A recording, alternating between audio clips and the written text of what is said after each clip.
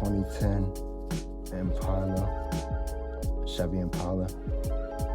What you see here is the starter. This is the new starter I just put in. Right here is the 15mm bolt that's holding on to it. It's the short bolt. And back here, no, this is the long bolt.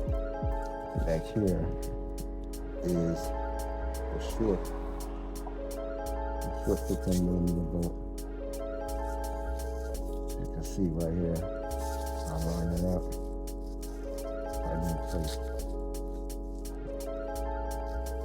All right, now, what you want to do, the connectors is right here.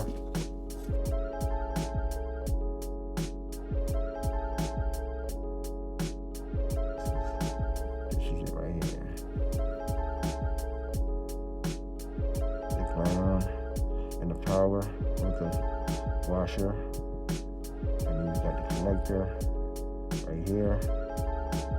And once you do those two, you can pull the starter straight down in this area, this little area, and that's really it. You don't need much. This is how you take it out.